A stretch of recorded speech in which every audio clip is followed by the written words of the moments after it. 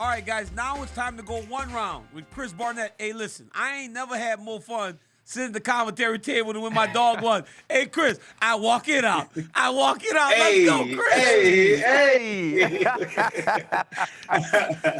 Dog, you oh were having some man, fun out there on Saturday night, weren't you? man, you got to, man. You know all about this, man. This is part of it. Got to entertain, dude. Me just happening to be me happens to be entertaining. So shoot, it makes it 10 times easier to be a quote unquote entertainer, as they say. Hey, Chris, you're talking about entertaining, and everybody has just fallen in love with whether it's the walkout, the energy during the fight, also the dancing after a shoot, even the beers as we're walking back to the locker room. But in real, as being a fan of the game, though, you can absolutely throw down. So technical, so versatile, so diverse. For such a big dude, where did your fighting style come from, and how did it get so expansive? Man, video games. Shoot, man. Now, I was 4 years old when my pop signed me up for Taekwondo because I was one of those active kids, we'll say, very active. So he said we need something that's gonna grasp you at some point, So having that Taekwondo background, man, that's just one thing, that I contribute my whole game to, because that was my first quote unquote combative sport, and then for real after that, a game called Tekken grasped me in. There was a guy in there named Wadong, and I was like, if he can do it in the game, that means somebody had to do it in real life. That means I could possibly do this, So between that and then having a mindset, yeah, I'm a big dude, but I'm 170 in my mind. You know what I mean? So you can't tell me nothing.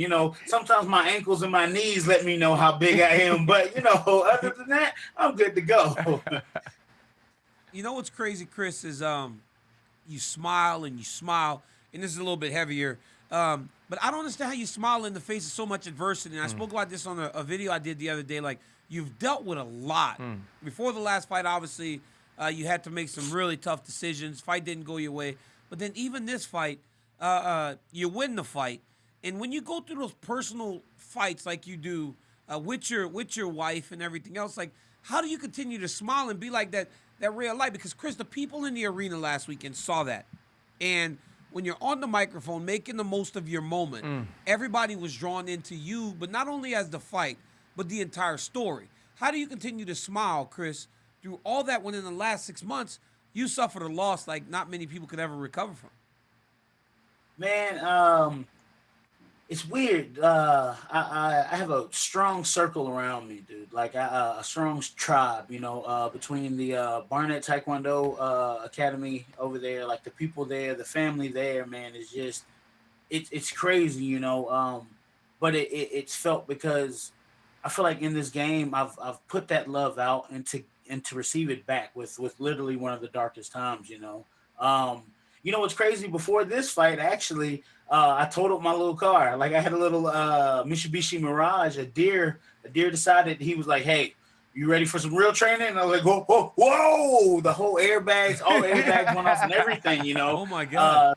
Like Hey. yeah, literally totaled the car. And I sent it to my management team, and I was like, "Look, y'all better not say nothing. All right, I'm fine. Look, we good. The Yeah. airbags went off, but Wow. we all right." You know what I'm Wow. saying? So, and they were like, "No, man, are you good?" I said, "Trust me. There's nothing that I can go through this camp that I went through last camp that can that can outdo that. You know what I mean?" So having that positive mindset and that drive to keep pushing is literally because of the team that I got around me, man. Like I don't have the yes man. I have the well, why would you do that? You know what I mean? I got the like I got the dudes that are literally gonna check me real quick, on someone if I'm being goofy. Hey, let me talk to you real quick. So yeah, about that 1.5, they've been killing me worse than anything. You know what I mean? So like, it's literally the tribe that I have around me, man. That makes me be able to push forward. And then honestly, man, the fans and stuff, dude. The messages that I got, like as soon as I left the arena that night, we went to that Las Vegas hospital. And boy, oh boy, Las Vegas on a Saturday. Woo, man, I got to see everything. This guy had messaged me. He was like, I don't understand how strong you are. He had just lost his wife actually in July, and I spent 15 minutes just talking to him in that hospital. Like, right after this victory, I just like literally was like, no, look, I understand this is dark, and this tunnel's going to keep going down until you start looking up. And that's what I had to do. I just had to start looking up, and then I realized how many people had ropes to help pull me out of that. You know what I mean? Instead of just trying to be tough. You know what I mean? We always have to be quote unquote tough, right? You know what I'm saying? So my whole thing was dial it back, Chris. What's the most important thing? My babies. My babies were okay. Like, it was weird. Like, they questioned it. They didn't understand what was going on because they knew dad didn't know what was going on. And that my number one thing to them was it's okay to not be okay. You know what I mean? So my strength and everything, really, like my mom, my brother, like again, my other brother, I call him Ben Stevens. Him and his wife, like they're they're such a strong like tribe around me, dude. It made me, I couldn't sit in that dark tunnel because they shine so bright. That was like, oh my God, there's that light right there I need. So they helped pull me out. And then now that I'm definitely, you're never going to be quote unquote out of it. You know what I mean? But even if I slip back a little bit, I know, again, here comes one of their ropes, boom, pulling me back out. So I'd say the team around me really is what pushed me to keep going. You know what I mean? To honestly, not to say take this fight, but they were like, yo, if you're not ready for this, then we understand completely. Forget what everybody else has to say, but I felt ready because of what